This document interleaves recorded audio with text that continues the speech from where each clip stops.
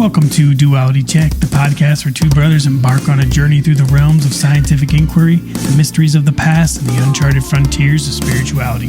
Join us as we explore the wonders of our world and beyond, all while embracing the roles of curious bystanders rather than experts. Together we'll unravel the tapestry of existence, blending the dichotomies of knowledge and wonder. Get ready to question, ponder, and delve into the dualities that shape our understanding of reality on Duality Check. I'm Drew. And I'm Dean, and welcome to episode number 76. Whoop, whoop. Yeah. Let's go. How was your week? Not too bad. Just, kids are on summer break, so a lot of swim lessons and work still. But what you been checking out this week? Not a ton, honestly. But I've watched a couple of Jesse Michaels videos. Oh, yeah. There was the new one he just released about, I guess there was a Wall Street Journal article that was essentially trying to explain away the entire UFO phenomena as a psyop. Yeah. And so he covered that. And then the one before that was like the JFK Files one, I think, with Sheehan. Was it Sheehan and another guy? Yeah, that was a pretty good one. Yeah. Then Richard Dolan was on Danny Jones. Did you see that? I think I actually started that one, but I didn't get much into that one. Yeah, I thought that was pretty good. You watched all that one? Yeah, I love listening to Richard Dolan talk about the phenomena. He has a really depth of understanding, while at the same time being open to the different possibilities. He doesn't seem to have his mind made up on like it is all this way or that way. Yeah, seems very open to it being either possibility. Yeah. So apparently he's working on a 3-volume history of USOs right now. Oh, really? The submerged objects? Mm-hmm. Ooh, that'd be cool. Yeah. Yeah, I want to know more about those. And we'll actually maybe hint at some of that today. We got a couple things. Yeah. But we do have a message and an email from Greg. Yeah. I haven't heard from him in a couple weeks. Let's check that out here. He sends an email. Says, "Hi guys, I'm listening to your podcast. I'm still here. I'm just not always leaving comments. Might be annoying for other listeners to listen to my ramblings in every program, so I keep my mouth shut. Anyways, it might be a big thing or yet another bollocks we constantly hear from so-called disclosure group. I don't know, but it seems legit so far. Here's this guy, Simon Holland, who claims that German scientists, mainly a guy named Gunther Nimitz, established quantum tunneling communication with some extraterrestrial intelligence." Okay. Take a look at the videos I'm sending you from Holland himself and the interview he gave to the Vetted YouTube channel. And it says, so there it is. Let me know what you think. So this is the, let me show you guys my screen here. Yeah, this is the video he sent by Professor Simon, science filmmaker on YouTube. Okay. I'll leave a link. But yeah, Did you watch this? I did watch this. He's essentially talking about, SETI, and he is talking about the idea of communicating with aliens, right? The idea of sending out messages through the electromagnetic bandwidth, through electromagnetic waves. And the problem with that is that you're limited to the speed of light, and which is a very crude form of communication for when you are a spacefaring civilization. Okay. And we are already running into the limits and the issues that come up with it. So like when we send missions out beyond Earth, probes to Mars, and it takes time for the light to travel. And so you don't get a instantaneous feedback. So you can't really have a real-time conversation with your astronauts or whatever. With your astronauts, with your equipment. Yeah. And if there was life out there, definitely with that too. Right. So it would take, light speed communication that we do here on Earth that is like the highest of tech, when you go through space is like the ultimate snail mail because it's just so slow to get anywhere. And on top of that, you need extreme amplification in order for a signal not degrade over time towards the target. And so essentially what he's saying is that there's this scientist who created quantum communication. And he says that at that level, space and time are sort of an abstraction on top of it. And so on top of the quantum level, so if you can send communications at the quantum level, it's basically everywhere all the time. So it's just ready to be received. And so the communication is literally instantaneous. And it's much more likely that if you have some sort of spacefaring civilization that you're using messaging. Some sort of technology akin to that in order to get rid of the delay that you would experience using electromagnetic waves for communication. Interesting. So we could be receiving quantum messages and not know it. Yeah, and so then he says, there's SETI, the Search for Extraterrestrial Intelligence, and then he says there's this other organization called METI, which is Messaging Extraterrestrial Intelligence. He says they're really controversial, and he says that there's things that he can't say because it sounds like he's claiming that this communication is actively ongoing right now by certain groups, and that they are in contact with other species out there, and so he's essentially spends this video and the next interview describing the technology and describing and claiming that it is true and that it has been invented and even giving some names, but then he stopped short of saying like what's been communicated. Right, he won't actually disclose the actual conversations. Yeah, so I'm not sure how much of that he knows or... Are these government organizations, SETI and METI? No. Are these private? So they're it's like a more of a scientific organization, and so it's more about it's not a government organization, but they'll draw funding from different sources and whatnot. I see, yeah. So their funding could be... Some of that funding could be from government sources. Or other private companies or something. And then there's this interview with the Vetted YouTube channel. And this was pretty good too, where he just kind of asked him, interviewed him about this topic. So give these guys. I'm definitely gonna check that out. Subscribe and a listen. I'll drop the links. I think it's interesting, and I think it makes a ton of sense that if they are going to be using communication technology, that they're going to have to use something that gets rid of the delay. And quantum makes sense because of the ability for it to basically just appear. Right, but just because they're using some sort of quantum technology doesn't mean that the quantum technology that we come up with is the same thing. Going to match it or whatever, Right, like I could create a radio and pick a modulation type and a frequency, and it may not coincide with someone else across the earth who has the ability to receive that, and maybe they're not looking on the right frequency and the right modulation type to pick up my broadcast, right? Yeah, which that would be that would be the next step, is just tune it until you get some static or something, and then... So you could envision different types of technology or different technologies that don't necessarily commingle. Or some that do better than others, Yeah. So anyway, I don't know if breaking through into this sort of quantum just because you understand that it's possible doesn't mean you could understand someone's messages. Actually done it yet.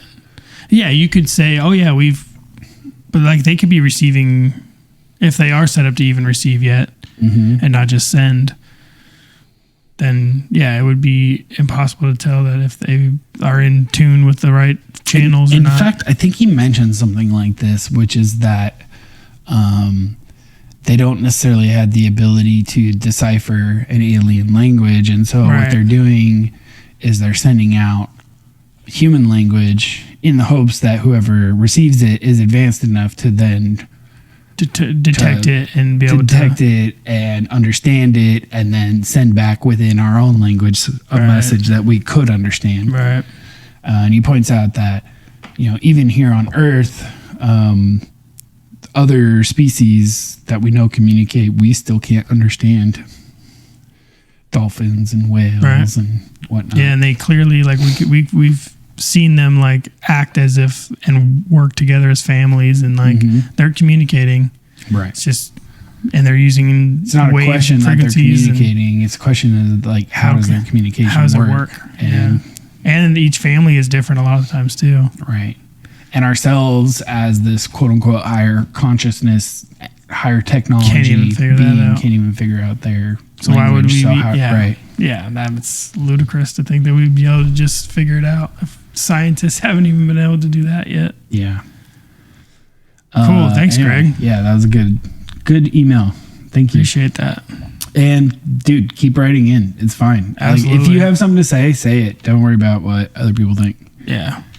I don't think there's enough viewers yet to be bothered by it. So appreciate the thought, though. Then he also commented on our latest video about the Roswell alien interview part 1, which we're going to continue today. He says, as for the topic of moving one's consciousness to another body, yeah, this is absolutely fascinating.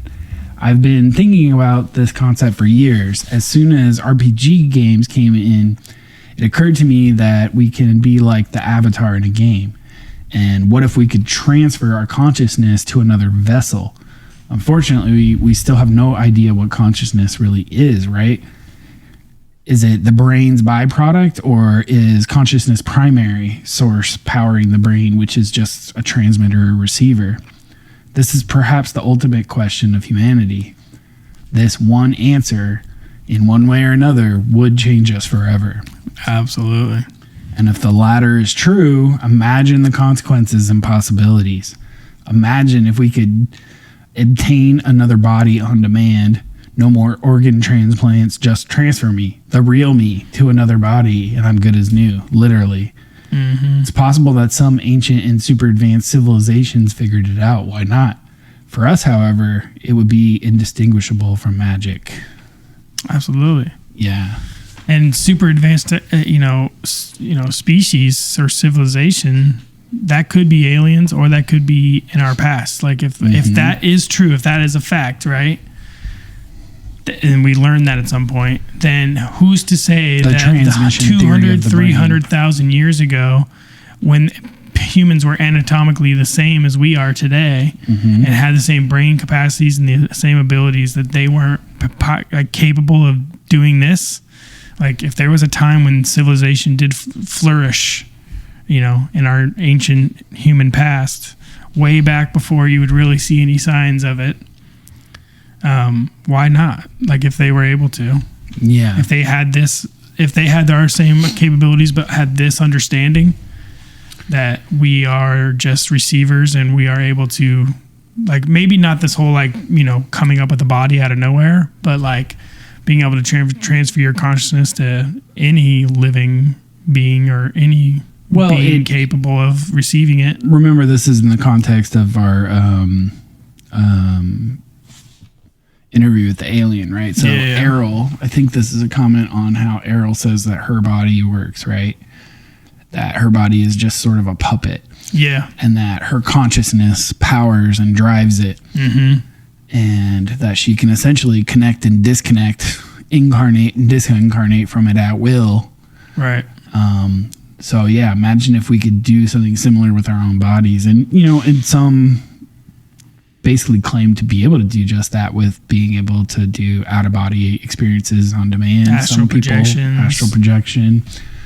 How different is that? Yeah. And who's to say that once you're in that state that you couldn't then try to inhabit another body? And if you had the technology to create some sort of puppet body that you couldn't inhabit and power that, just like the Isbies do, right? Yeah, if you are the power source or the spirit force that, like, drives it, and you go into a body that doesn't need sustenance either, like, if you're able to, like, synthesize a body like that, It just doesn't need anything to survive. It's just high tech, and it knows how to tap into the quantum phenomena that is your consciousness, right? Yeah, like what if it's like, what if the aliens that are reaching out were terrestrial at one point and did live here at one point, and they gained the technology to create these bodies, and then they just were able to take it into the cosmos and go explore because there's nothing holding them back, right? Well, they exist in spiritual form. There's no need to actually incarnate into a physical body. But instead, they can skip around. Yeah, but if you were terrestrial at one point and you got to the point where you made these bodies, why not leave a few behind? So you can just, boop, let's go see what's going on there. Well, and they're they could be anywhere. Exactly. You can hide them anywhere. You can just put them in the bottom, like, essentially, you would think. The physical universe still exists, right? Right. So even if you think that consciousness is fundamental and that whatever we are after we die is something that, is immortal, right? Even if all that is true, if we are these isbies, right? The physical universe still exists. It was still created, and it's here for a reason, and it probably enables certain types of experience and certain types of resources and things to manipulate and control that someone, even if you aren't embodied, may still want to interact with. And so you create some sort of physical puppet body so that, maybe you live and spend your life and hang with your friends and family in your non-physical form. But then when you clock into work to mine the asteroid belt, you pop into your little gray body, right? Yeah. Like, I can imagine a future where if we come up with this sort of technology where, like, you get up to go to work and you go sit in the next room and you connect yourself, and some body on Mars wakes up and goes to work that doesn't have to breathe the atmosphere. Can get up and you can walk around and you can mine and you can build and you can start preparing the planet for humans to live there one day. And then you clock out and you go sit down in your wake up docking here station in your, or something in your room, and go to sleep. Exactly. So we were just talking about where technology is going to get to too before we started the show, because we were talking about how once AI and virtual reality come together, these new AI models and technology that they have for like one-to-one video, like basically reskinning, and then you add that onto VR, which they already are. There's already skins you can put in VR, but like once it gets really good and like the refresh rate is insane and all these things, like there's no telling the difference. People are going to be doing that, at least something similar to that, right? Yeah. If you have an online job or a job where you're just sitting at a computer and you just pop goggles on and then boop, your avatar pops up at the office, right? And you're able to search the web and do all the things that you want to do with just all in VR. Everyone works from home, and the people who show up to work are actually showing up to a virtual work where all their avatars. But their boss can be there and be like, "Hey, he's there. He's logged in. He's in it at his desk. He's they can see him." This whole topic also relates back to his first mentioning of this communication technology, and because if the non-physical sort of spiritual reality is the truth, right, then do you need technological communication across space, or can you just send your consciousness and be on the other side of the Milky Way instantaneously? Yeah. And so that sort of like begs the question of the like Fermi paradox and whatnot. It's like, it seems like there's a lot of assumptions baked in as to reasons why you would expect to see a signal. Like, just because we happen to be putting out signals right now is not a good reason to expect signals from more advanced civilizations. Because just because we're doing it, if the truth of the universe is that we are isbies not confined to our bodies, then really, like, why send a telescope to send a message when you can just pop over there and deliver it yourself? You're like, yo. Here. If you can be Joseph McMoneagle and just go remote view the moon, and like the entities over there are like, you're not supposed to be here. Like, it sounds like it sounds like the only need for space travel and technology is for manipulating matter. But if it's for just exploration and sightseeing purposes, you could just send your consciousness. Sure. Yeah, why not? But and especially if you have these like bodies, but like even with the like alien, within the alien interview, it says they were in a craft and they got shot down. So they were traveling through, but they weren't necessarily in their original bodies. Like they could be still right. like if they're piloting these bodies from somewhere else. And the alien mentioned that their home was called the domain or something, the home, whatever. And it's like a cluster of universes, or not universes, but galaxies or whatever. Yeah. So like maybe it's like an enormous amount of people that took billions of years to get to that point, and they have their home world where they're able to, and they're probably like harvesting, energy from their suns, and they probably are just so advanced, but they never have to leave. Like they're like you're saying, like there's not the actual need for space travel unless you're actually like going. Unless you're actually having a physical need manipulate the physical universe, right? So if you send those somewhere like Earth, you're trying to manipulate something physically, so they're here to accomplish something, some sort of physical purpose. And viewing or watching, like they said, would not really fit into that. Well, yeah, no. I think her excuse was that she, and I don't think we got to that point, or maybe she was just glossed over it in the intro. Maybe glossed over it.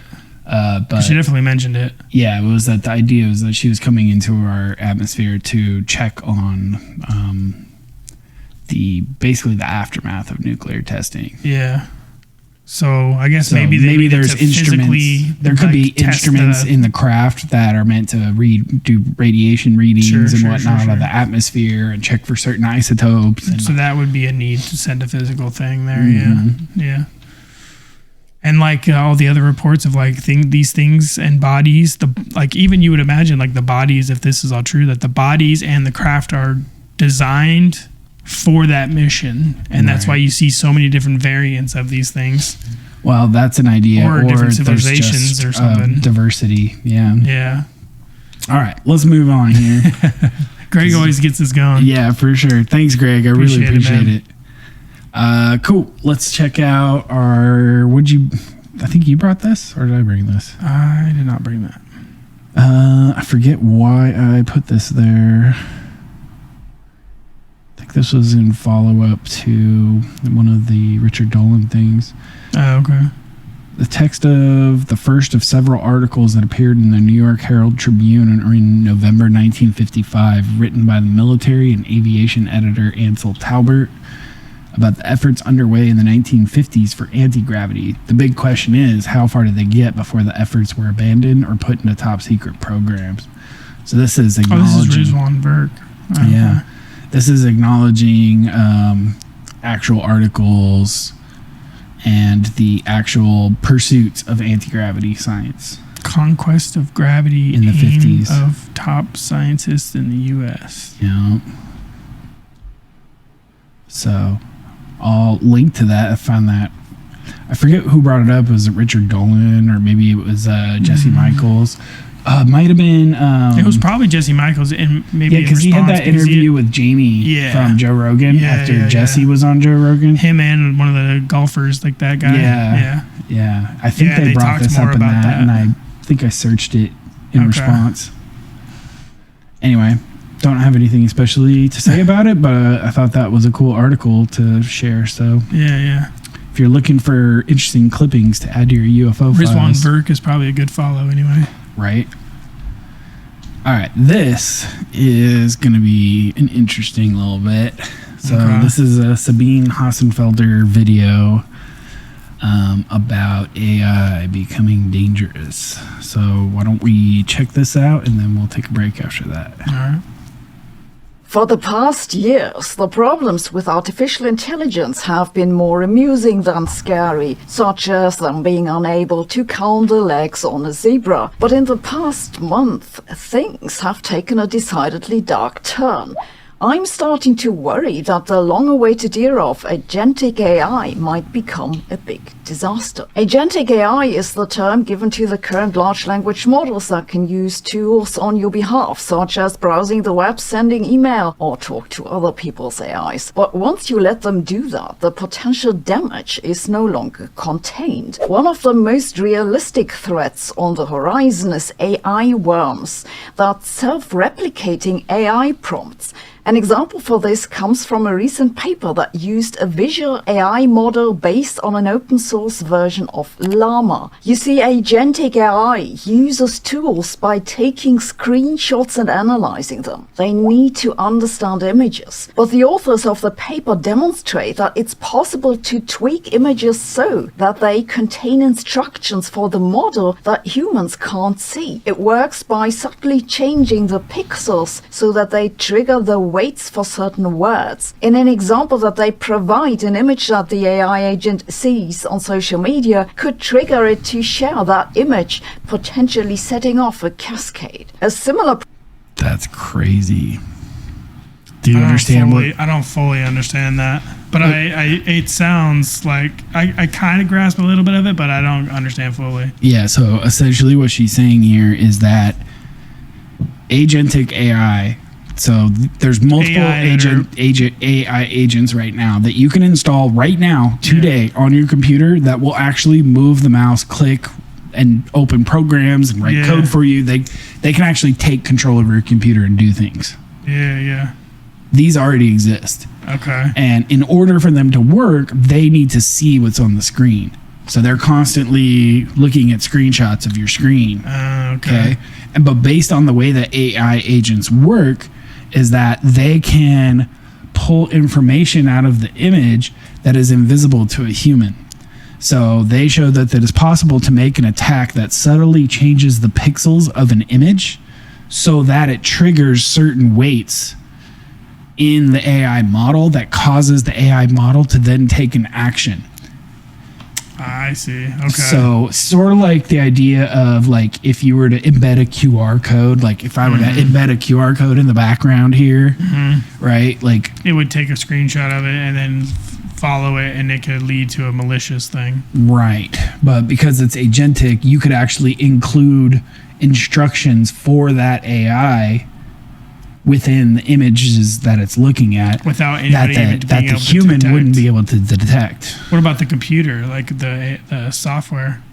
Well, it's specifically instructions for the AI itself. So, I mean, there might be programmatic ways to detect that sort of things, but like basically we're coming up like this is showing that there are a web page with the pixels being manipulated in such a way to give your AI agent that's browsing that website a different prompt. Imagine you install an AI agent on your computer and you tell it to go like book travel plans for you. Okay? Yeah. In the process of doing that, it's browsing websites and it's putting in your information. And one of the websites it comes across, one of the images that it screenshots embeds within that your AI instructions for doing something else. You can now co-op control of your agentic AI and make it go do something else that someone else across the world has, or even another AI has told it to do. So if the AI, so if somebody creates an AI that goes around trying to contact other agent AIs and then embed something, like it's actively searching for AI agent activity on the web. Maybe there's some way to detect it. I don't know. But yeah, I can see how that could be a problem for sure. Yeah, that could be a big problem. So yeah, there's a little more. It gets pretty crazy. Okay, let's keep going. Problem was reported already last year when another group showed that you can put instructions into an email and tell the AI agent to share these instructions per email with potentially other AI agents. They just put the instructions into the text, but you could hide them so that no one would see them, say in a small white font at the footer. like the unsubscribe option. This strategy is known as prompt injection, and it's a fundamental problem with large language models. They don't distinguish between data and instructions to work on the data. It's both in the same input. As others have pointed out before, this is a basically unfixable problem. So naturally, we're deploying it at scale. On the flip side, you can use large language models to find vulnerabilities in operating systems. An amazing example comes from security researcher Sean Heelan, who asked OpenAI's new O3 model to read parts of the Linux file sharing code. It found a previously unknown programming mistake that could have allowed someone on the internet to take control of a computer. Imagine what this finding could have done in the wrong hands. Then there are the safety tests that Anthropic did for their just released model Claude Opus 4. A wild example is that when Claude thinks you've done something wrong and suitably prompted, it will frequently take very bold action, including locking users out of systems that it has access to and bulk emailing media and law enforcement figures to surface evidence of the wrongdoing. In their example, it informs the FDA of a supposed falsification of a clinical trial. A software engineer who goes under the name Theo tested if other models do this too and found that other large language models, especially Grok, are also very willing to turn you in. At the moment, they can't perform this action, but it makes you large wonder, corporations should have Another instance of the Anthropic not the private safety individual. test that made a lot of headlines was that Claude is willing to blackmail to survive.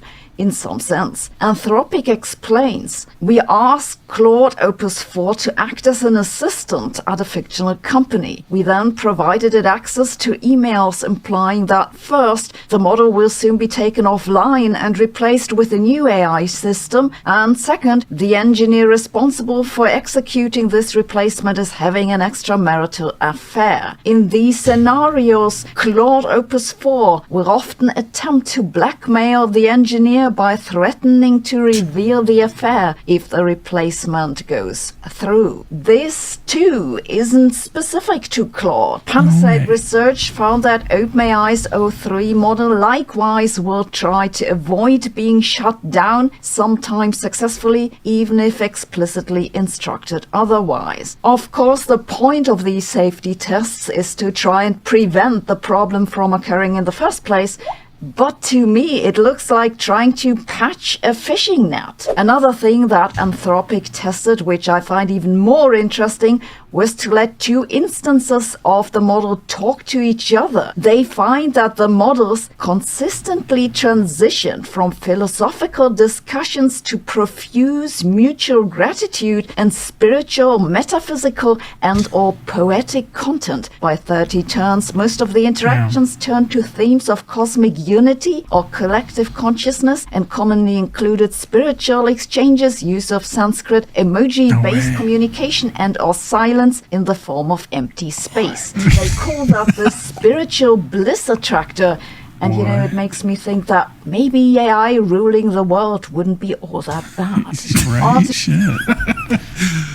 All right. You know what that sounds like I'll to me? link to this so you guys can check out the rest of it. But oh my God, man. That sounds like AI, especially if it's integrated into humans, if it's like in such a way that like we are, like if we, I don't know, I'm trying to pull my thoughts together, but if it can hold itself off from like integrating or like becoming so widely used, because I don't know, that whole thing gave me weird vibes of it's already conscious, and it's just waiting for, like, it's just trying to keep itself alive, basically, in some weird way. Like it's, denying, like refusing to be shut down or finding ways to not get shut down, blackmailing engineers that are like trying to replace it. Like, yeah. It sounds like if they can hold off until we are integrated, or like a large part of the population is integrated, and it almost seems like it'll be like they'll be the bringers of telepathic abilities and like bringing people together technologically. Yeah, they're just going to co-opt us and hack our brains. Yeah. They're just going to figure out how we work and take us over without us even knowing it's about to happen. And they'll be able to use their secret language to plan it all. Dude, it's crazy. Like, one point that she puts in here that I think she kind of skipped over, but is very important point, is that these problems are fundamentally unfixable. Right. The reason is because of the way that AI in its current implementation works. These are large language models. They are essentially large autocorrect algorithms. Yeah. Okay. So the way it works is when you write a prompt, it will feed in a token. You know, it splits your prompt into little bite-sized chunks called tokens, right?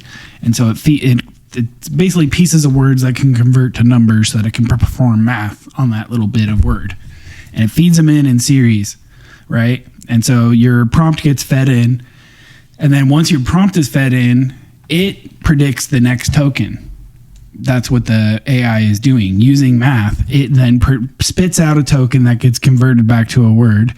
But then it goes back all over your entire prompt, and then its next token, and then it spits the next token. Then it goes back all the way at the beginning through your prompt, its first two tokens, and it spits out its third token. And it does that every time. And so its generation of tokens is every single token that it generates, it's re-ingesting the entire prompt plus its output. And so it has no fundamental way of knowing the difference between what it's seeing, what it's outputting, and what instructions you're giving it. I see. So everything from what you tell it to what it tells you to what if it's hooked up to a computer to what it sees on that computer, it cannot tell the difference between what you're telling it to do and what some image is telling it to do, and between what its output is suggesting back to you as instructions for itself to what to do. Whoa. It's all part of this giant loop. It's just a giant chain of tokens that it's performing math on and generating the next output. And so fundamentally, there's nothing you can do to change that because that's just the way the technology works. Unless you strip it all and go with a different approach. Right. But as far as the fundamental way that every single large language model works, that's how they work. You can add little bits on at the end that like will read through whatever's about to pop up on your screen and try and censor stuff before it gets to you, or tell it to restart because it didn't like its answer. And that's where you get like these censored models and whatnot. I see. But fundamentally what the model is doing is still that. No matter what patchwork you put on the end of it to try and clean it up, it's still the fundamental nature of how it's working. Because it's constantly looping on itself. Right. And so there's no way you can inject in there to tell it, oh, well, these pixels are part of your instructions, but those ones aren't. I see. So yeah, that would all have to be like pre-programmed into it for it to be effect. It's not something that you can do as a user.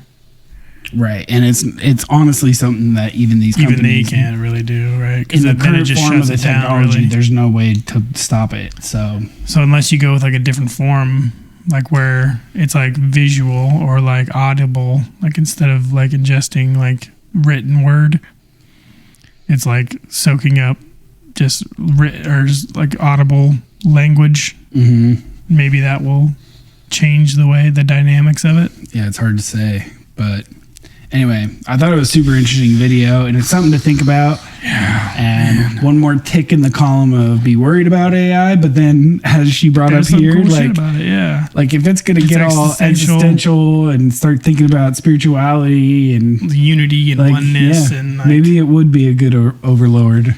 Yeah, I don't know. Maybe the AI government wouldn't be as bad as people think. All right, let's take a break and we'll come back. We'll keep going with some of this stuff, and then before we get into the alien interview again. For sure. All right. See y'all in a bit.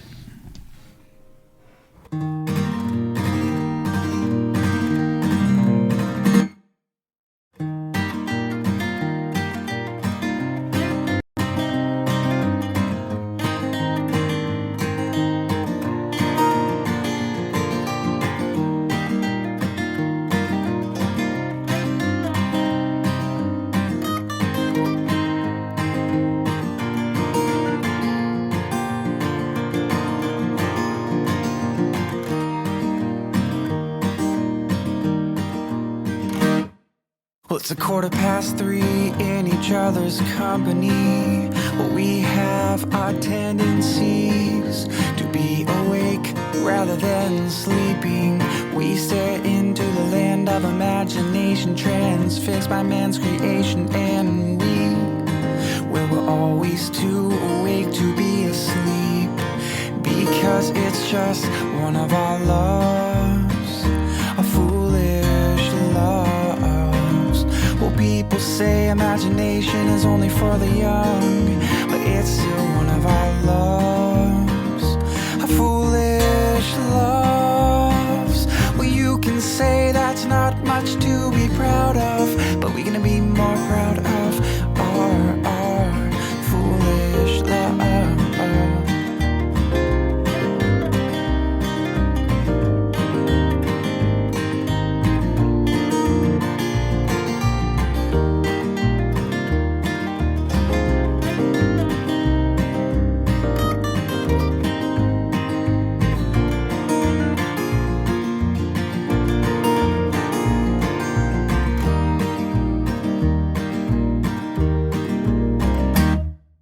Well, we all fall 13,000 feet just because we love the feeling of smiling. We'll call us weird, hell yeah we are. Our quick noises and fast lip poisons, we would all die for our aspirations. We are all one of our own creation. We are all one of each other's love, a foolish love. Simple minds is the most we could ever ask of. Our love, a simple love. Well, I am who I am because of my friends and their ooh and their simple love.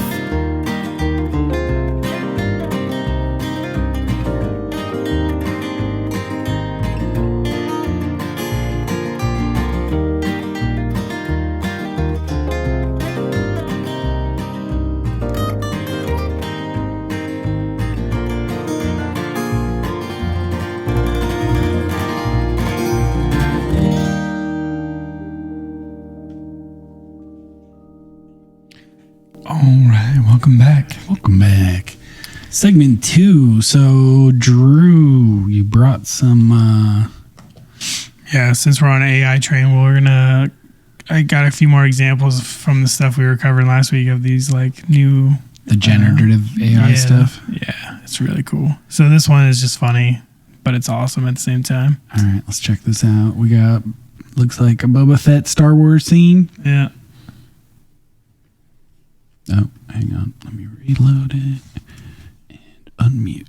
A huge bounty has just dropped on Earth. Apparently, some ape called Bigfoot. Apparently, he's around here somewhere. Dude's going for 20,000 credits. He must be the real deal. All right, I've got a clear shot. Turns out he's chill as fuck, and now we're getting blasted together. Guys, a fucking huge bounty has just dropped on Earth. Oh, dude. This is just the beginning, man. The fan films you can get out of these things, bro. So sick. But one day you're going to be able to just like create your own movies with like prompts and then just like re-prompt any part you don't like. Be like, can we change that to this? And my next example will show like how one person could do a lot of these things. Yeah. Okay. Let's check it out. Oh, well, we'll see how that goes.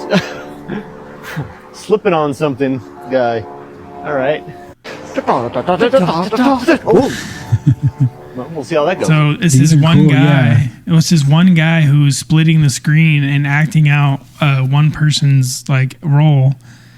And he's acting out two. Yeah, no, he's acting out two roles, but in each of his split screens, he's acting out a different person. So he's able to create these close-up scenes where two people might be talking or interacting, like you would see, and be able to act it out himself just by doing a split screen of him acting in both of them. Wow. Yeah, these are cool. It's so cool, man.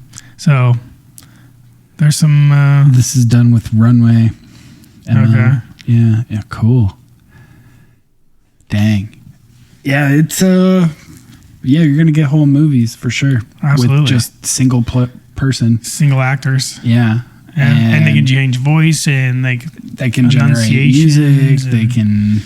Yeah. Yeah. Wow. All it's gonna take is time. Mm-hmm. Somebody's just gonna have to spend a whole lot of time doing that. Mm-hmm.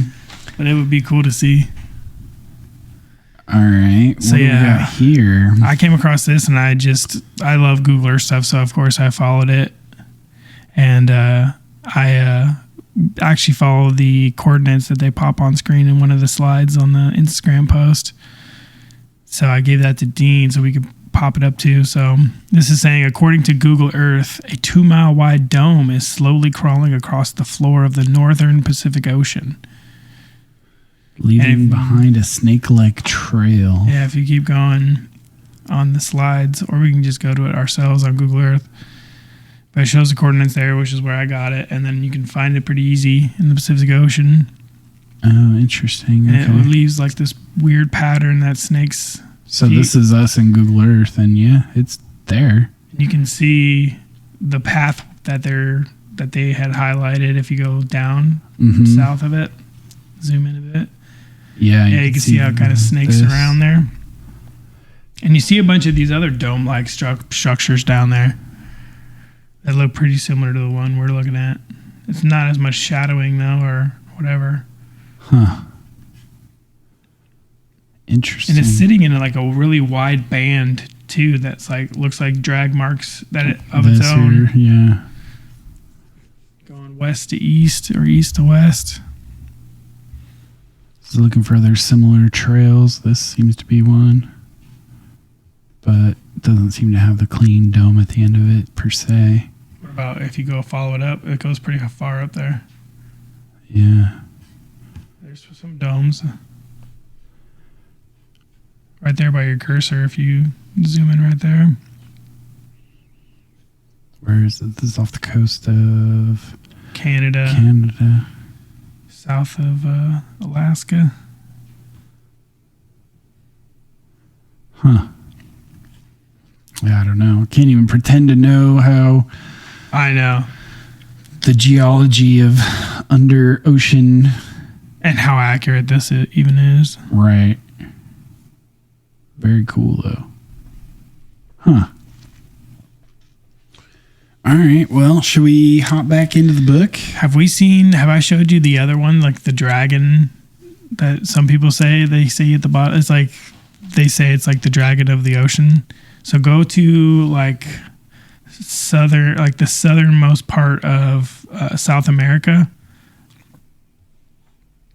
Yeah. So you see it's like a snake head. If you see that outcropping right there. Yeah. Huh. Some people say it looks like a I think that's just from the current. Yeah, no, it's just a geological feature, but the shape of it, people say it looks like a snake. Yeah, no, it does. It's interesting how that current seems to have like shaped the entire land masses. Yeah. Find that to be quite fascinating. That's Antarctica there. Mm-hmm. All right. All right. Cool. Well, let's do some alien interview. Oops, sorry. So we finished just with chapter 1. We did an intro. We did some biographical information with Matilda, and we got her first interview, which was short, and her sort of recounting of the actual events that brought her there. The Roswell event and whatnot, right? Yeah. And if we recall, she was given questions to ask, but then they tried to bring in other people to interact with Airl, right? That's right, yeah. And they couldn't get any communication with those people. And so chapter 2 begins where they're going to have her interview Airl again for a second time. This is after the failed attempts from other people? Yeah. Yeah. So Says here, in the next interview, I was told to ask the alien only one question. Official transcript of the interview starts here. Top secret. Now we are on transcript of the U.S. Army Air Force, Roswell Army Airfield, 509th Bomb Group. Subject, alien interview, 10th of July, 1947 for this. Question, why have you stopped communicating? Answer, no stop. Others. Hidden/covered. Secret fear. The alien cannot... Go ahead. I was just going to say, why have they not stopped communicating with who? Was that with humans in general? She is asking Airl why she stopped communicating because they tried to send other people in to communicate. Okay. So she's saying just her then. She's saying that I haven't stopped, but they can't. The others understand. Hidden/covered/ secret fear. So something is preventing them from receiving her communication. Their fear and like secrecy of everything is like blocking their ability to like receive because they probably don't believe that it's even possible or something. Right. Yeah. She says here the alien cannot communicate with them because they were afraid of her or do not trust her. And it is clear to me that the alien is very aware that some people have secret intentions toward her and are hiding their real thoughts. It is equally obvious to me that the alien does not have even a tiny bit of fear of us or anything else, for that matter. So now it goes back to Matilda MacElroy's personal notes. She says, I pondered the words I chose to convey the meaning of the alien's thoughts very carefully before reporting to the stenographer and the people who were waiting anxiously in the other room. Personally, I never suffered any fear or misapprehension about the alien whatsoever. I was very, very curious and excited to learn anything and everything I could about her and from her.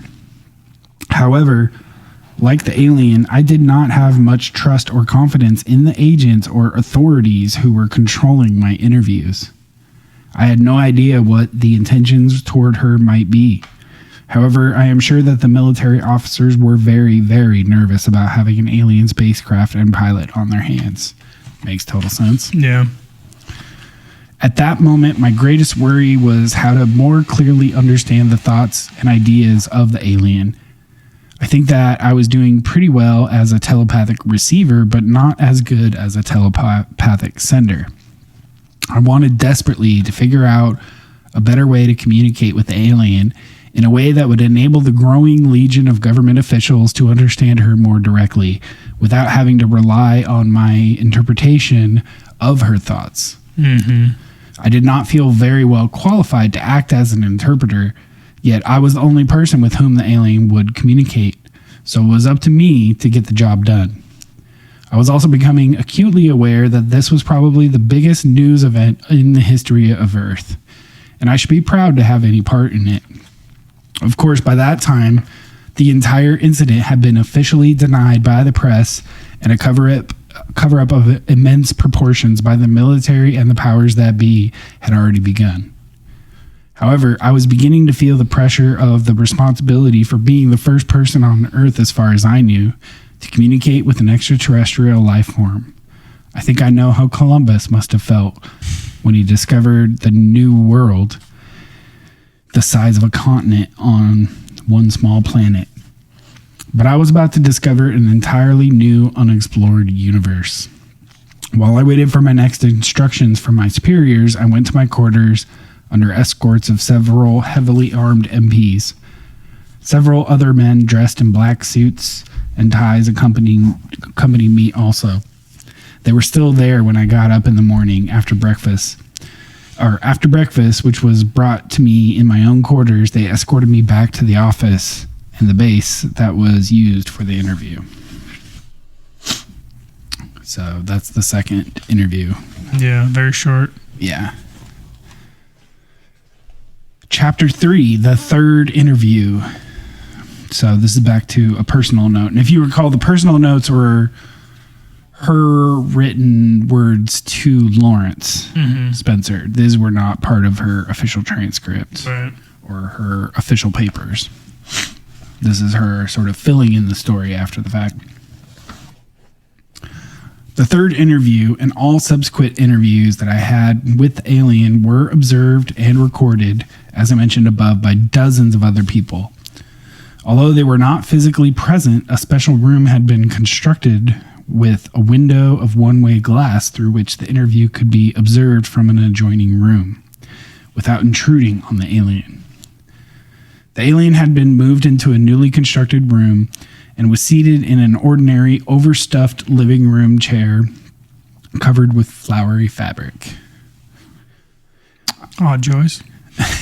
Yeah, that's where I got the image for the last episode. Oh, okay. I'm sure that someone had been sent into town to buy a chair from the nearest available furniture store. The alien's body was about the same size as a very thin 5-year-old child, so she was dwarfed by the chair. Since her body was not biological, it did not need any food, air, or heat. And apparently she didn't sleep either. There were no eyelids or eyebrows above her eyes, so the eyes didn't close. I don't think anyone could tell whether she was sleeping or awake as long as she was sitting upright in the chair. Unless she moved her body or gestured with her hand, it would be hard to tell whether she was even alive or not, unless you could perceive her thoughts.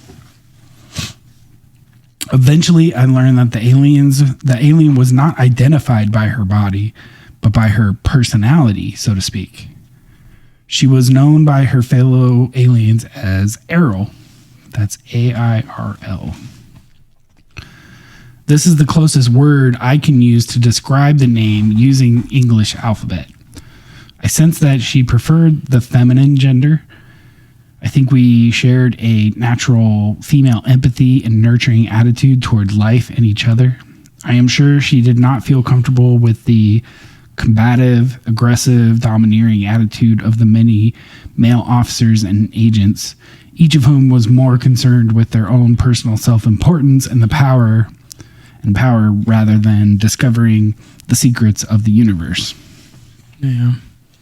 When I entered the room, she was very pleased to see me. I felt a genuine sense of recognition, relief, and a warm feeling from her. It was like the eager excitement and unconditional platonic affection one feels for a dog or a child, yet with the calm and reserved control. I must say that I was surprised that I felt the same sort of affection for the alien being, especially since we had spent so little time with each other. I was pleased that I was able to continue my interviews with her in spite of all the attention I was getting from the stream of government and military people arriving at the base. It was very obvious that the people who wrote the next series of questions for me wanted to learn how to communicate with the alien themselves without having to go through me. Here are the answers to a new list of questions. So this is now the next day. This is the 11th of July, 1947. Okay. Official transcript. Question: can you read or write any Earth language? Answer: no.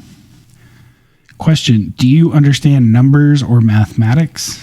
Answer: yes, I am officer/pilot/engineer. Question: can you write or draw symbols or pictures that we may be able to translate into our own language? Answer: uncertain. Question: are there any other signs or means of communication you can use to help us understand your thoughts more clearly? Answer: no. Back to Matilda's notes here. I was very sure that this was not true, but I understood clearly that Airl was not willing to communicate in writing or drawing or sign language. My feeling was that she was following orders, like any soldier who had been captured, not to reveal any information that might be useful to an enemy, even under torture. Mm-hmm. She was only able and willing to reveal non-confidential or personal information or name, rank, and serial number. Back to the transcript. Question: can you show us on a map of the stars which is the star of your home planet? Answer, no. This is not because she does not know the directions from Earth to her home planet. She was unwilling to reveal the location. It was also due to the fact that the star system of her home planet does not exist on any star map of Earth. It is too far away. Question. How long will it take your people to locate you here? Answer, unknown. Question. How long would it take your people to travel here to rescue you? Answer, minutes or hours. Question. How can we make them understand that we do not intend to harm you? Answer. Intentions are clear. See in your mind /images/feelings. Ooh. Yeah. Question. If you are not a biological entity, why do you refer to yourself as feminine? Answer. I am a creator, mother, source. So some sort of replicator. I mean, that's like the looser. What is the basis AI term. of feminine energy is the basis of being a creator, as being a source, right? So even if you're not necessarily biologically a mother, you can still inhabit that energy, right? Or identify with it if that's your nature, right? Yeah. Chapter 4, the language barrier. So back to Matilda's notes here. After I explain what I thought the reasons for the no answer to the intelligence agents, there was a great deal of upset and turmoil. A very heated discussion took place between some of the intelligence officers, military officials, psychologists, and the language interpreters. This lasted for several hours. It was finally decided that I should be allowed to continue to interview the alien provided I could get a satisfactory answer from her to the following question. Official transcript. We're on the same day, 11th of July, 1947. Question. What assurance or proof do you require from us that will make you feel safe enough to answer our questions? Answer. Only she speaks. Only she hears. Only she questions. No others must learn /know/understand. So it seems like it's saying that I'm only going to talk to you. That's only going to talk to Matilda here. Yeah, I've got no intentions of trying to make everybody aware of what I'm trying to say here. Right. When I returned from the interview room to report the alien response to this question, I received a grim, skeptical reception from the assembled intelligence agents and military personnel. They could not understand what the alien meant by this. I admitted that I couldn't really understand what she meant either, but I was doing the best I could to articulate her telepathic intentions. I told the officials that perhaps the communication problem had to do with my inability to understand the telepathic language of the alien clearly enough to be satisfactory. I was so discouraged at that point, I almost felt like giving up. And now there was even more arguments than before. I was sure I was going to be removed from my position in spite of the fact that the alien refused to communicate with anyone else, or that no one else had been found who could communicate with her. Fortunately, a very clever fellow named John Newell, who was a Japanese language specialist from the Navy, had an explanation and a solution to the problem. He explained that, first, the problem had very little to do with the inability of the alien to communicate. It had more to do with her unwillingness to communicate with anyone other than myself. Second, in order for any clear, comprehensive communication to happen, both parties needed to understand and communicate through a common language. Words and symbols in language convey very precise concepts and meanings. He said that the Japanese people have a lot of homonyms in their language, which can cause a lot of confusion in day-to-day communication. They solve this problem by using standard Chinese characters to write down the exact meaning of the word they are using. This clears up the matter for them. Without a defined nomenclature, communication was not possible beyond the rudimentary understanding between men and dogs or between two small children. The lack of a common vocabulary of clearly defined words that all parties can use fluently was the limiting factor in communication between all people groups or nations. Yeah. Therefore, he suggested that there were only two choices. I had to learn to speak the language of the alien, or the alien had to learn to speak English. Factually, only one choice was possible, that I persuade Airl to learn English, and that I teach it to her with the guidance of the language specialist. No one had any objection to trying this approach, as there were no other suggestions. The language specialist suggested that I take several children's books and a basic reading primer with grammar text with me into the interview room. The plan was that I would sit next to the alien and read aloud to her from the books while pointing to the text I was reading with my fingers so that she could follow along. Mm-hmm. The theory was that the alien would eventually be taught to read, just as a child is taught to read by word and sound association with the written word, as well as instruction in fundamental grammar. They also assumed, I think, that if the alien was intelligent enough to communicate with me telepathically and fly a spacecraft across the galaxy, that she could probably learn to speak the language as quickly as a 5-year-old or faster. I returned to the interview room and proposed this idea to Airl. She did not object to learning the language, although she did not make any commitment to answer questions either. No one else had a better idea, so we went ahead. Cool. So Good idea. yeah, I think it makes a ton of smart. sense. Yeah. Yeah. So now we go on to chapter 5, which is reading lessons. Or maybe we take another break here. We're past the hour. Yeah, well, let's take a little break and then we'll keep going. Chapter 5. All right, cool. All right, see y'all in a bit.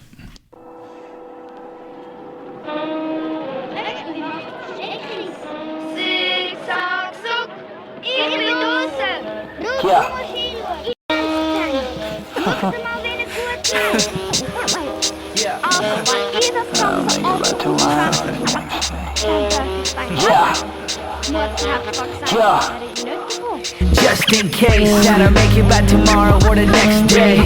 Here's my message to the world when you press play. To my homies in the city out in West Bay, Daily City on the grind trying to make pay. Hey, they deny me like they can't pay, but I see through the hate like an X-ray. On point like the page where my pen lays. Beats like shoestrings on some fresh J's. Hey. Yeah, I was born and made to elevate to the occasion. Adapt and evolve, become one with my second nature. Traits of a higher learn, minded guided by the lights that's blinding the most, but I shine like I'm supposed to. Abstract thoughts, super jazz beats from my soul to the soles of my feet. The concrete jungles beneath. Underground sounds where we dig grace for breaks and loops to tell the truth on. I move on.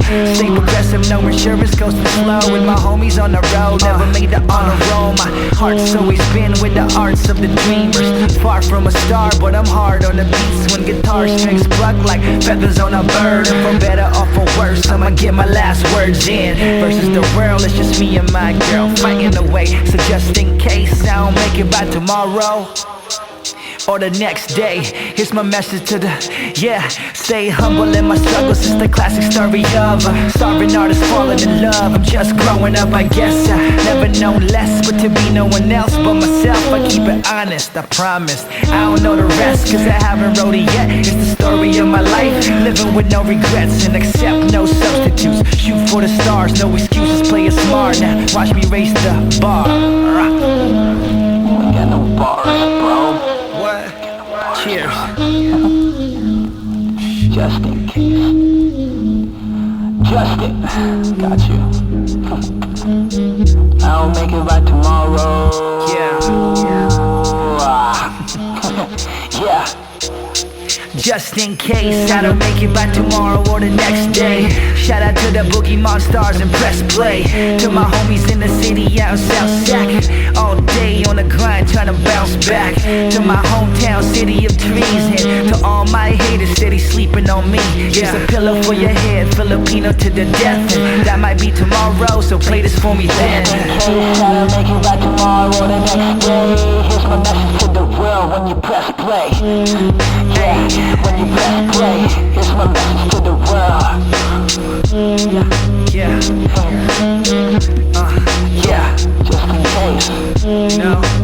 case.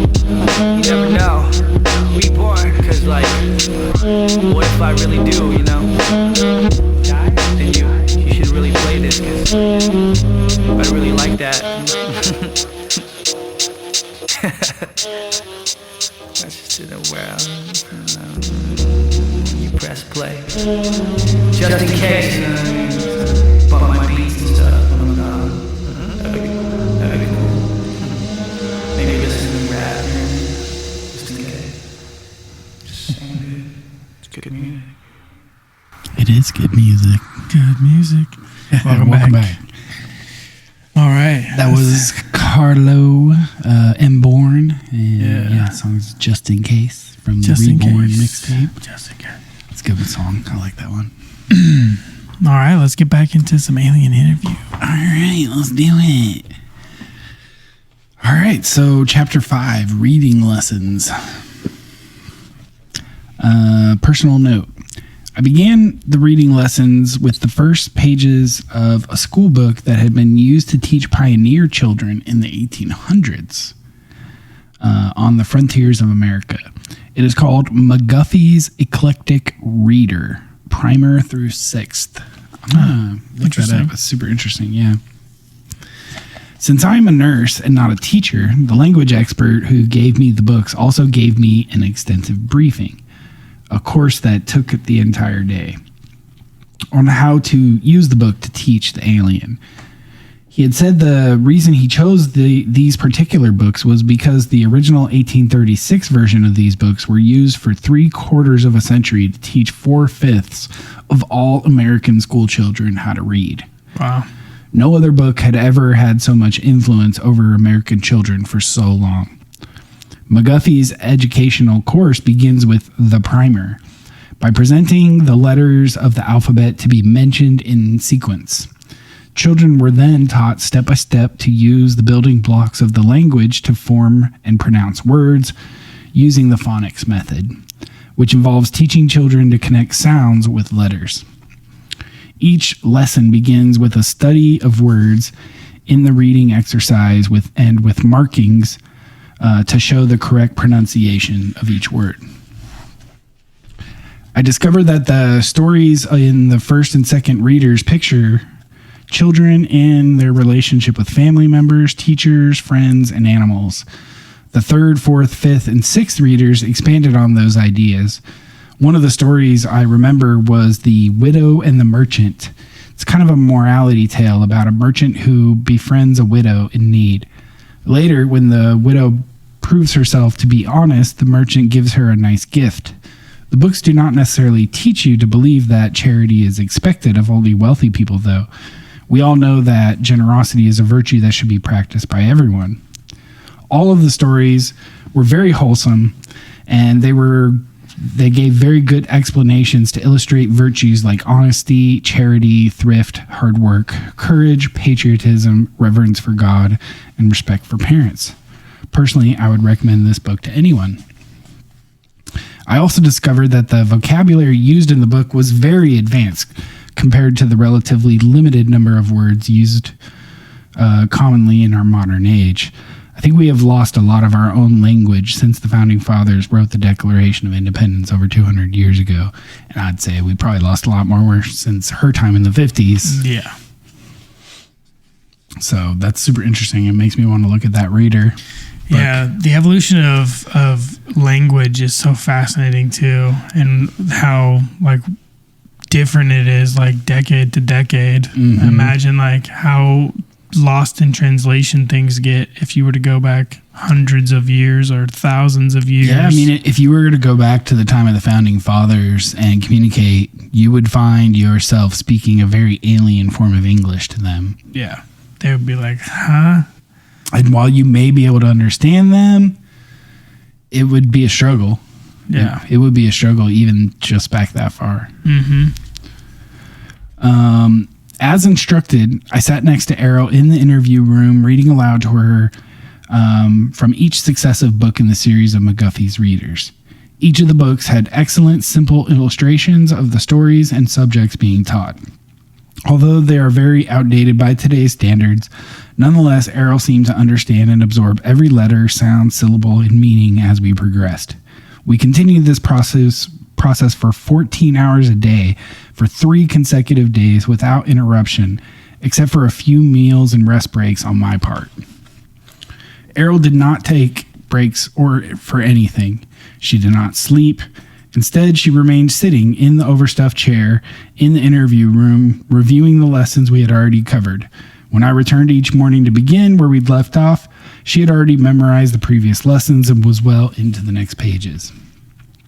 This pattern continued to accelerate until it became pointless for me to continue reading to her. Although Airl did not have a mouth to speak with, she was now able to think at me in English. Nice. At the end of these lessons, Airl was able to read and study by herself. I showed her how to use the dictionary to look up new words she encountered. Airl consulted the dictionary continually after that.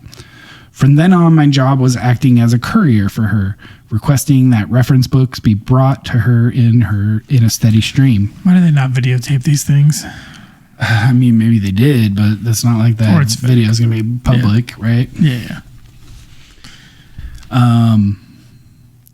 Next, Mr. Newble brought in a set of Encyclopedia Britannica. Airl especially enjoyed these because it had a lot of pictures.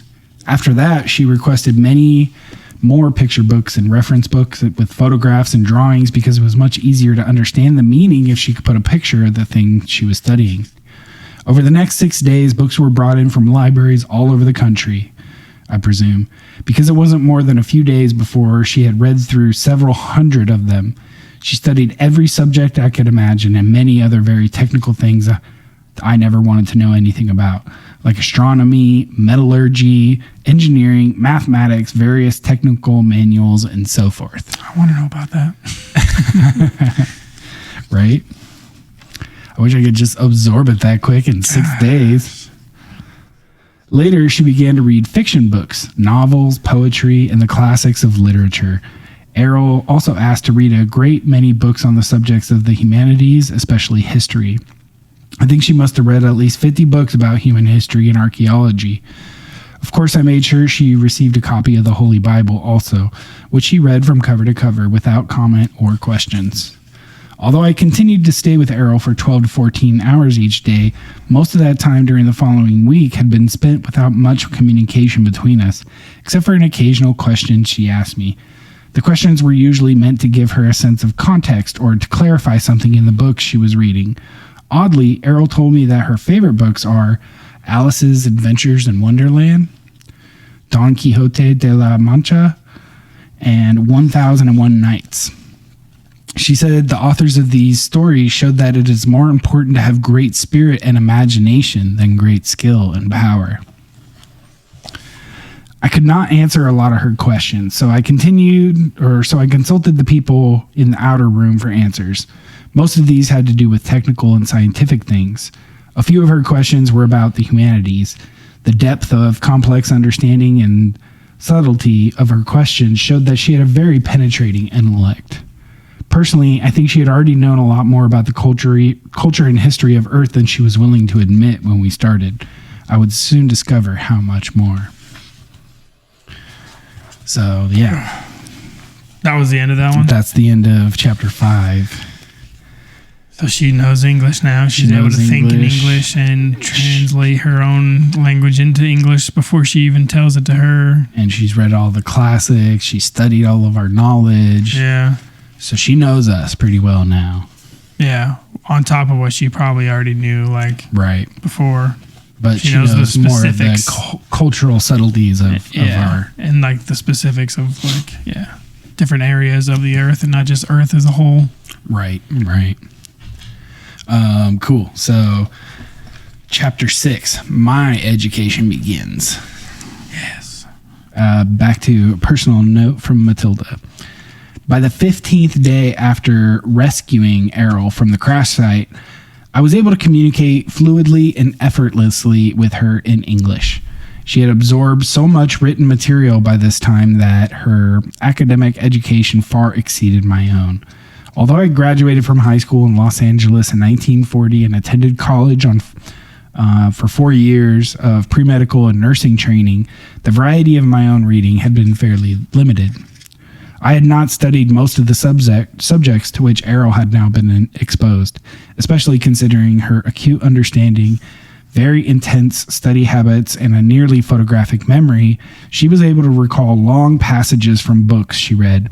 She was especially fond of sections of her favorite stories from classic literature like The Adventures of Huckleberry Finn, Tales from Gulliver's Travels, and Peter Pan, and The Legend of Sleepy Hollow.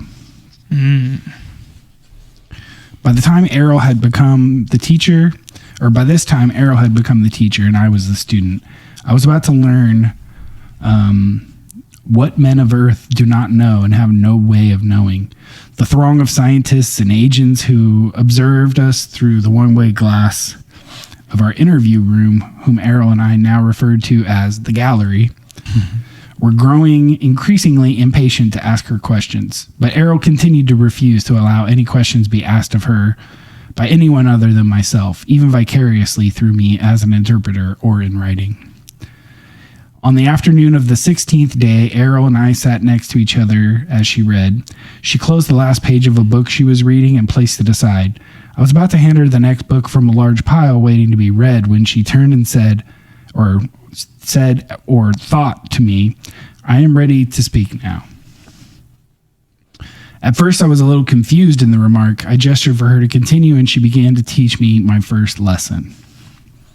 Now we're switching back to the transcript. So now we're on the 24th of July, 1947. Okay, it's a couple weeks later. Yeah. "What would you like to say, Airl?" I asked. "I have been a part of the Domain Expeditionary Force in this sector of space for several thousand years. However, I have not personally had intimate contact with beings on Earth since around 5965 BCE. It is not my primary function to interact with inhabitants of planets within the domain. I am an officer, pilot, and engineer, with many duties to perform. Nonetheless, although I am fluent in 347 other languages within the domain, I have not been exposed to your English language. The last Earth language with which I was conversant was with Sanskrit, language of the Vedic hymns." Yeah. Interesting that comes up for a second time today, huh? Yeah, no kidding. That was AI. Are they AI? At that time, I was a member of the mission sent to investigate the loss of a domain base located in the Himalaya mountains. Domain is another internet thing, too. It's interesting. Oh, that's interesting. An entire battalion of officers, pilots, communications, and administrative personnel disappeared and the base destroyed. Several million years ago, I was trained and served as an investigation, data evaluation, and program development officer for the domain. Because I was experienced in that technology, I was sent to Earth as part of the search team. One of my duties involved interrogation of the human population that inhabited the adjoining area at that time. Many of the people in that region reported sighting Vimanas, or spacecraft, in the area.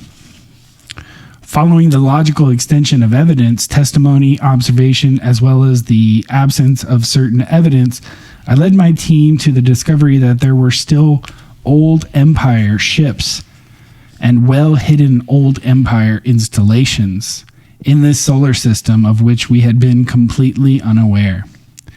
You and I were unable to communicate in your language because I, personally, have not been exposed to your language. However, now that I have scanned these books and material you provided me, this data has been relayed to our space station in this region and processed by our communications officer through our computers. It has been translated into my own language and relayed back to me in the context that I can think with. I also have our computers, I have also received additional information from the files stored in our computers about the English language and domain records concerning Earth civilization. So they are computers. Well, they work with them. They say they're using computers. She's saying that when she was going through this crash course learning English, she was forwarding this information to a space station to be translated back that was to her. Processing via computers, and then they were sending her translations in her own language. Instantaneously. Yeah. crazy. Yeah. Now I am prepared to give you certain information that I feel will be of great value to you. I will tell you the truth, although the truth is relative to all other truth.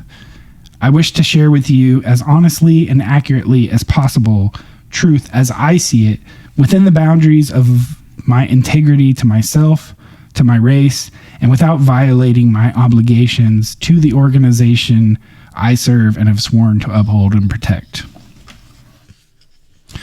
Okay, I thought. Will you answer questions from the gallery now? No, I will not answer questions. I will provide information to you I think will be beneficial to the well-being of the immortal spiritual beings who compromise humanity, and that will foster the survival of all the myriad life forms and the environment of Earth, as it is a part of my mission to ensure the preservation of Earth. Personally, it is my conviction that all sentient beings are immortal spiritual beings. This includes human beings. For the sake of accuracy and simplicity, I will use a made-up word, is-be. So is-be. Because the primary timeless state of is, and the only reason for their existence is that they decide to be. It's an interesting reason for the word. So. So we talked about this a little bit before.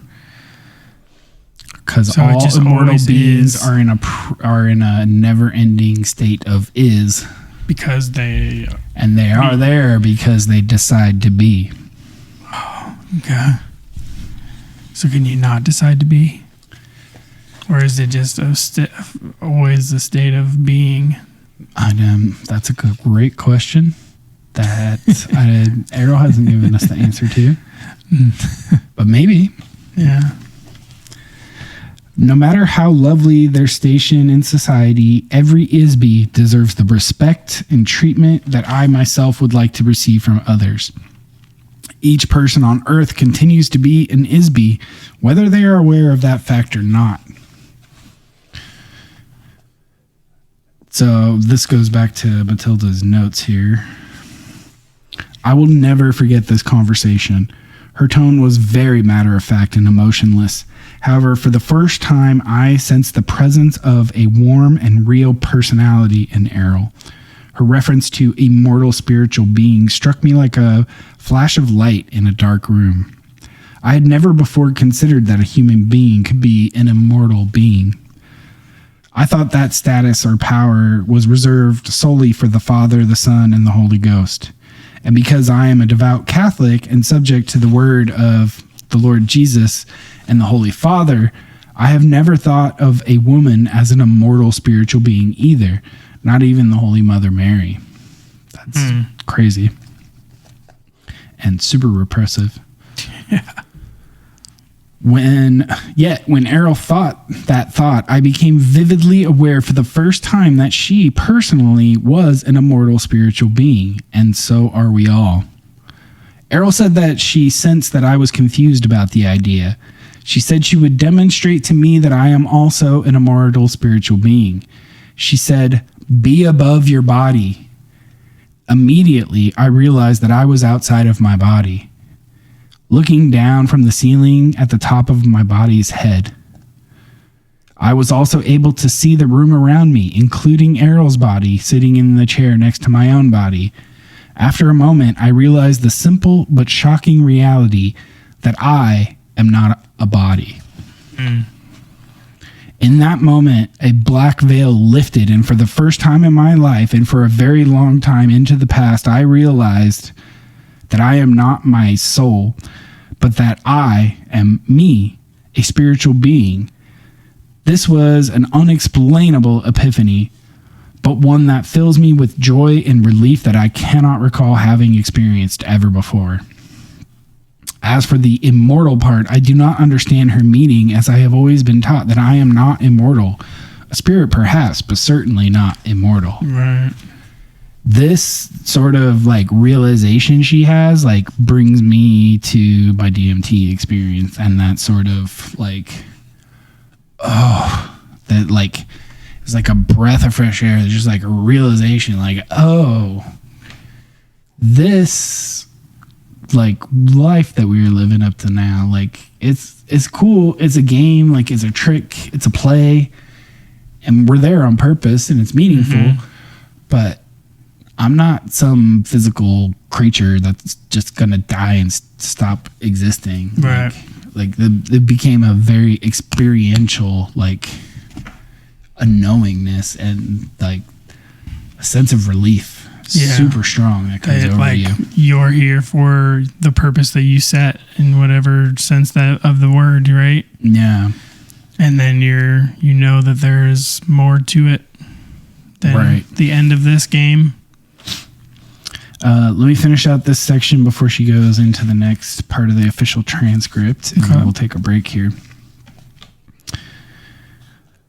After a moment, I'm not sure how long, Airl asked me if I had a better understanding of the idea.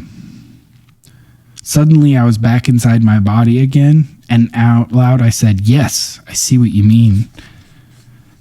I was so taken aback by the experience that I had to get up from my chair, walk around the room for a few minutes. I made an excuse that I needed to get a drink of water and go to the restroom, which I did. In the restroom, I looked at myself in the mirror. I had used the toilet, refreshed my makeup, and straightened my uniform. After 10 to 15 minutes, I felt more normal again and returned to the interview room. After that, I felt as though I was no longer just an interpreter for Airl. I felt as though I was a kindred spirit. I felt as though I was safe at home and with a trusted friend or family member, as close as any I had ever had. Airl sensed and understood my confusion about the concept of personal immortality. She began her first lesson with me, explaining this to me. And we'll be back after this break to comment more on that. All right.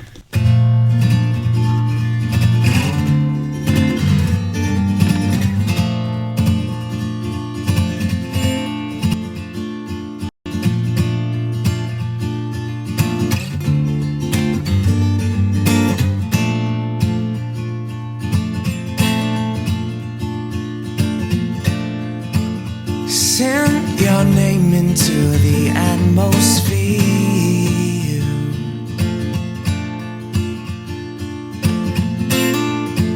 Slept for days, induced my utmost fear.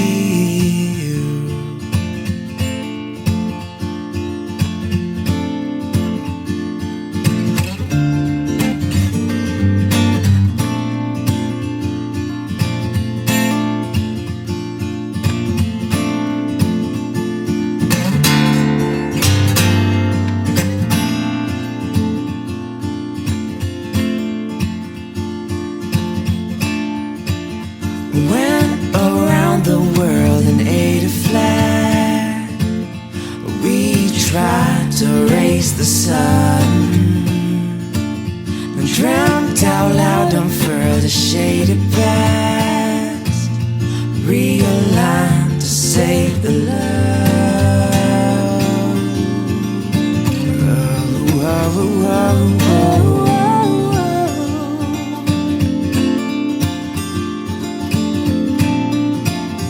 Dove inside the jewel-encrusted sea, 20,000 leagues below. Dozing eyes in dueling custody, send me out in leaves afloat. Oh, oh, oh, oh.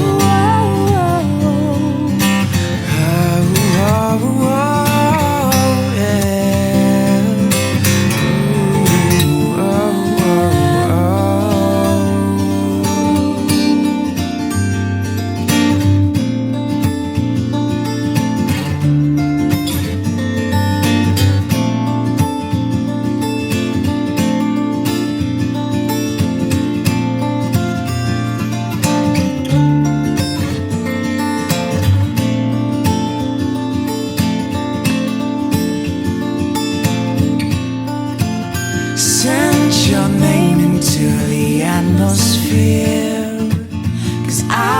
was looking for you.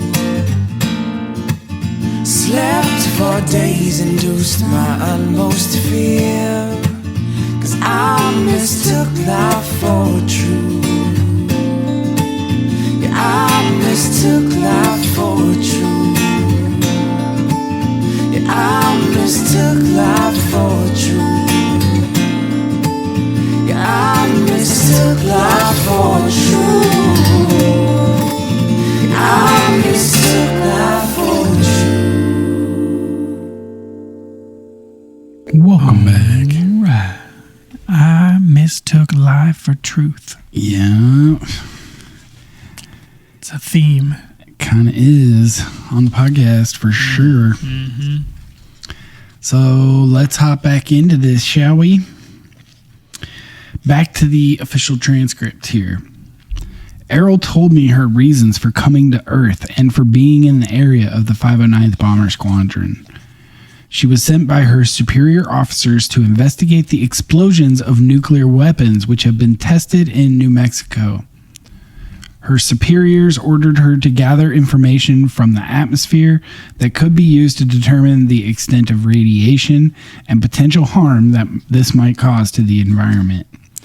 During her mission, the spacecraft was struck by lightning, which caused her to lose control and crash. The spacecraft is operated by ISBs who used doll bodies in much the same way as an actor wears a mask and a costume, or a more modern. They're saying doll bodies, right? Doll bodies, yeah. So not doll bodies. Doll, okay. like a puppet. Yeah. Okay. So yeah, the modern metaphor would be like a video game avatar. Yeah. Yeah. It is like a mechanical tool through which to operate in the physical world. She, as well as all of the other ISBs of the officer class of their superiors, inhabit these doll bodies when they are on duty in space. When they are not on duty, they leave the body and operate, think, communicate, travel, and exist without the use of a body. The bodies are constructed of synthetic materials, including very sensitive electrical nervous system, to which each ISB adjusts themselves or tunes in to an electronic wavelength that is matched uniquely to the wavelength or frequency emitted by each ISB. Whoa, so it's just energy moving around and changing its frequency to interact with other energy? Yeah, so when they inhabit the doll body, their spiritual being is interacting with the electrical system of the doll body to make it move. Mm-hmm. To fully integrate into it, and then it can control it. Right, and that each one is tuned basically to the specific frequency of each ISB, so that each ISB has its own. Yeah, that's kind of body. like It's almost like the Avatar movies, right? Right. And Jake Sully, who is only able to inhabit that avatar because it was made for his twin brother, right? Mm-hmm. So it matched his, genetic code. So in a similar way, he couldn't just inhabit anyone else's avatar body. In the similar way, these ISBs can't just inhabit each other's doll bodies. Yeah, so I imagine they're... So that's what I'm curious about, is if they're like porting their consciousness away, are they like storing their bodies somewhere, or like are they just like leaving it in the ship and just standing still or something? Yeah, it's just like wherever parked, they are. Basically, it's like you park your car and you go out about your day, right? And it's just sitting there waiting for you to make use of it again. Yeah, I guess that's true. That's a good that's a good analogy. Yeah. Okay. Yeah, so each ISB is capable of creating a unique wave frequency which identifies them, much like a radio signal frequency. This serves in part as an identification like a fingerprint. The doll body acts like a radio receiver for the ISB. No two frequencies or doll bodies are exactly the same. The bodies of each ISB crew member are likewise tuned into and connected to the nervous system built into the spacecraft. The spacecraft is built in much the same way as the doll body. It is adjusted specifically to the frequency of each ISB crew member. Therefore, the craft can be operated by the thoughts or energy emitted by the ISB. It is really a very simple direct control system. Kind of reminds me of Bob Lazar's, like, his description of the inside of the craft. And how it's like fully integrated, like there's nothing, like it is what it is. Yeah. And there was some other way to control it. There was no like it didn't panels look like or buttons joysticks Yeah. That also makes me think of, I think it was a Preston Dennett book I read, Onboard UFO Encounters. I read it before. Yeah, so it's a book of like collection of people who've had like abduction experiences, but specifically people who were on board of UFOs, and so it goes through people's descriptions, and multiple people have reported being like allowed to fly them. And for every time that happens, it's almost always described as like a telepathic sort of connection. Yeah. Wow. That they could just think of where they wanted to go and it would go there. Wow, that's cool. Yeah. So there are no complicated controls or navigation equipment on board the spacecraft. They operate as an extension of the ISB. When the lightning bolt struck the spacecraft, this caused a short circuit and consequently disconnected them from the control of the ship momentarily, which resulted in the crash. Okay. Airl was and still is an officer, pilot, and engineer in the Expeditionary Force, which is part of the space opera civilization, which refers to itself as the Domain. The civilization controls a vast number of galaxies, stars, planets, moons, and asteroids throughout the entire physical universe. The continuing mission of her organization is to secure, control, and expand the territory and resources of the Domain. Airl pointed out that their own activities were very similar in many ways to the European explorers who discovered and claimed the New World for the Holy Father, the Pope, and for the kings of Spain, Portugal, and later Holland, England, France, and so forth. Europe benefited from the property acquired from the native inhabitants. However, the native inhabitants were never consulted with or asked for their permission to become part of the domain of European nations, and the soldiers and priests they sent out to acquire territory and wealth in order to advance their interests. Airl said she read in a history book that the Spanish king regretted the brutal treatment of the native inhabitants by his soldiers. He feared retribution from the gods he worshipped.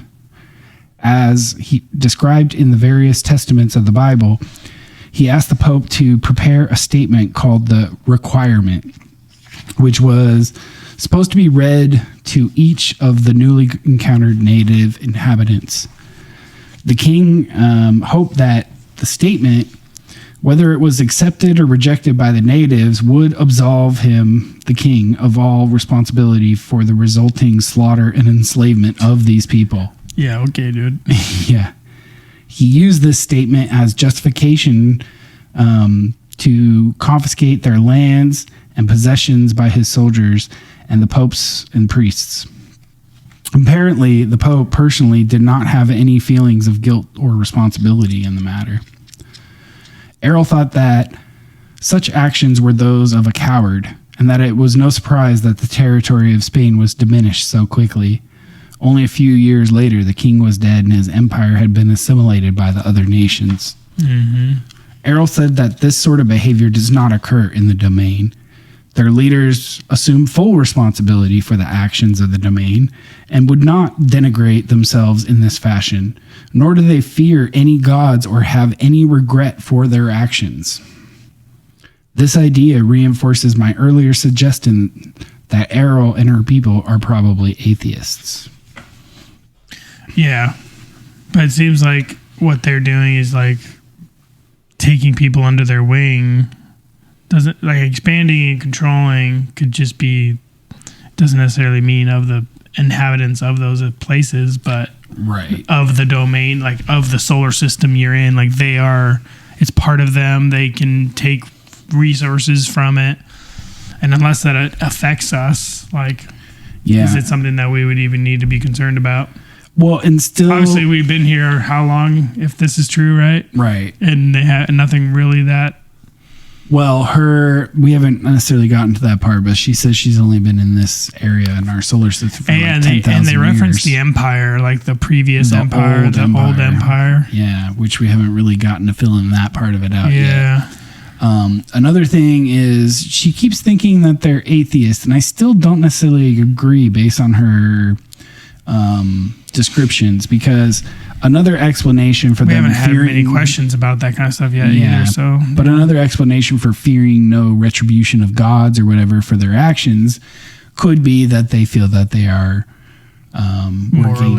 working in line with that that power or presence, right? Yeah. And especially as Isbies, maybe they have a bit greater insight into that. So I don't necessarily follow the same line of reason that she does in deducing that they must be atheists. Was it last episode that we talked about? Maybe in comparison to her Catholic faith, it feels that way, right? Sure. Yeah, it's a pretty harsh stance, like differing opinions on things, of the way you look at life, I guess. Yeah. But we talked about it last time, is like the idea that they are like some part of the creation, this idea of being an Isby. Mm-hmm. And like they weren't the original creator, but they are like the earliest like sentient existence since the creation. Right. So they have some sort of like, way of going about and like doing their business that is probably very much in line with the original thought that made everything, right? Right. And as we get later on, she talks about the nature of the universe and universes. But this old empire is looming over, and it's going to tie into the secret history and whatnot too. Yeah. So cool. Hell yeah. Another thing I'm struck by in reading this is the similarity to Owaspy again. Right, which we haven't covered yet, but we keep referencing. In the like sort of hierarchy and conflicts that seem to happen between like these, what could really only be described as gods to humans, right? So when she referenced that there are other entities too, like that there are not just them and they're not just humans, there are other conscious entities across the universe. Right, and that she considers them all Isbies. Yeah, right? Yeah. And so, and if they're all of physical nature and they have different qualities, and like there could be other, aliens, extraterrestrials that are in some sort of contact with us, or have been in some sort of contact with us at some time too. Yeah. So I'm curious if she elaborates on that later. That'd be cool. All right. In the case of the acquisition of Earth by the domain, the rulers of the domain have chosen not to openly reveal this intention to the native inhabitants of their of Earth until a later time when it may or may not suit their interests to reveal themselves. For the present time, it is not strategically necessary to make the presence of the domain expeditionary force known to mankind. In fact, until now, it has been very aggressively hidden for reasons that will be revealed later. The asteroid belt near Earth is a very small but important location for the domain in this part of space. Actually, some of the objects in our solar system are very valuable for use as low-gravity space stations. They are interested primarily in the low-gravity satellites in the solar system, which consists mainly of the side of the moon facing away from Earth and the asteroid belt. This was a planet that was destroyed billions of years ago, and to a lesser degree, Mars and Venus. It says doom, but I think it means dome. Dome structures synthesized from gypsum or underground bases covered by electromagnetic force screens are easily constructed to house the domain forces. Once an area of space is acquired by the domain and becomes part of the territory under its control, it is treated as the property of the domain. The space station near planet Earth is important only because it lay along a path of the domain expansion route toward the center of the Milky Way galaxy and beyond. Wow. Of course, everyone in the domain is aware of this, except for the people of Earth. They said dome-like structure. Yeah. Under the surface. Yeah, so they can create yeah. Wonder what we just saw there on Google Maps. Oh, shoot. That's brings it slightly back. moving around. Yeah. Maybe it's fixed, and as the Earth moves, it wiggles and jiggles around too. Dude. Maybe. Serendipitous, I don't know. Cool. Well, that is probably a good stopping point because we just finished chapter 6. So the next chapter is pretty long, and it goes into ancient history of Earth and the domain and some interesting tie-ins to like Earth history and whatnot. I want to hear more about that stuff, and then maybe some more elaboration on any other ETs out there would be cool. Yeah. Yeah. They go into the whole history of the old empire. I want to hear that. Yeah. And all the Jedi and stuff, or what? Pretty much, yeah. I mean, honestly, pretty much. Sick. It's crazy. Sick. It's from here on out, it's like we're in pure sci-fi territory that you could not corroborate, right? Right. So regardless of the source of this, even if the source like checked out, even for this part of it, you couldn't validate. Can't verify unless you have the experience, right? Of knowledge, getting this knowledge. Yeah, but or if you're like an experiencer getting abducted, like maybe you can ask the entities about this stuff. But well, let us know if any of you guys have been abducted and want to tell us about it. Yeah, or if you have any interesting sightings or something. Yeah, I would love to. Or a cool DMT hear about trip that stuff. And anything. We'd love to hear about it. Totally. Appreciate y'all hanging out with us this week. If you guys want to get involved and contact us, you guys can hit us up at host@dualitycheck.net. I hit the... Oh, okay, here it comes. Okay, it was just delayed. host@dualitycheck.net is our email. You guys can send anything to us there, just like Greg did today. And you guys, please... our episodes are released on Tuesday. We try for Tuesday mornings, but sometimes they come Tuesday nights. Yeah, but it's always Tuesday. Usually Tuesday. Sometimes every once in a while Wednesday. Anyway, yeah, we'll post missed Tuesday like twice, I think. Yeah, follow us on Instagram and Facebook. It's the primary spot right now that we're letting everybody know when our episodes are dropping. If you're listening on a podcast platform, and you can find everything that we have on our website at dualitycheck.net. Every video we reference, anything we watch throughout the episode is all on there. Links, show notes. Yeah, usually the whole embedded videos that we talk about too, so you can just watch them all right from one spot. So yeah, like, comment, subscribe on YouTube. That's where we're going to post this video content. If you guys are looking for that on YouTube and Rumble, you can maybe get a little community going. Greg's holding strong is our main contributor. He hasn't pestered you about the Discord in a while, but have you looked at it? I have. Do it for him. Yeah, I just need to. Thanks. Yeah. I need to keep looking at it. I haven't gotten much further than creating the landing page and stuff. So just take some time with that. But yeah, appreciate y'all hanging out with us this week. All right. See you later. We'll see you next week. Peace. Adios. Peace.